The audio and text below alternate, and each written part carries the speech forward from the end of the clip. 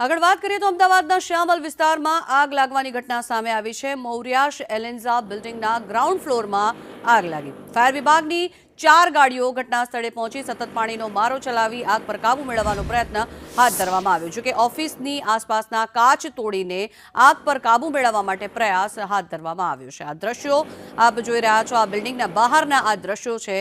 જો કે કયા કારણોસર આગ લાગી છે, આગનું કારણ હજી અકબંધ છે, ત્યારે ઓફિસના કાચ તોડી પાડવામાં આવ્યા અને પાણીનો સતત મારો ચલાવવામાં આવ્યો આ આગ ઉપર કાબુ મેળવવા માટે।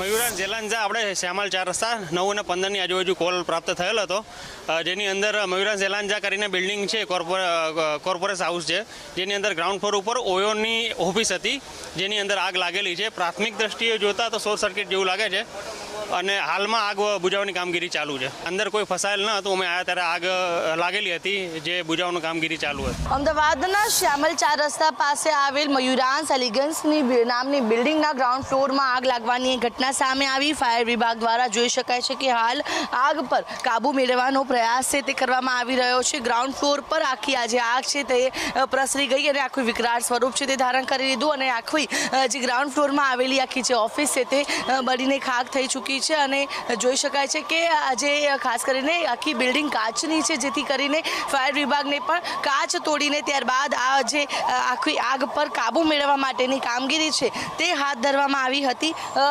ઉલ્લેખનીય છે કે અમદાવાદ સહિત સમગ્ર રાજ્યમાં સતત આગ લાગવાના કિસ્સાઓ છે તે વધતા જોવા મળી રહ્યા છે, ત્યારે શા કારણોથી આ આગ લાગી હતી અને અત્યારે પણ જે ફાયર વિભાગ દ્વારા આગ પર કાબુ મેળવવા માટેના તમામ પ્રયાસો છે તે કરવામાં આવી રહ્યા છે।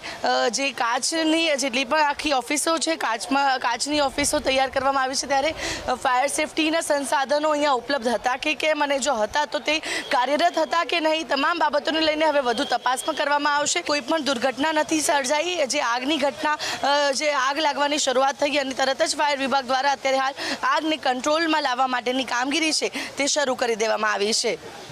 કેમેરા પર્સન સંદીપ રાઠોડ સાથે આયુષી યાજ્ઞિક।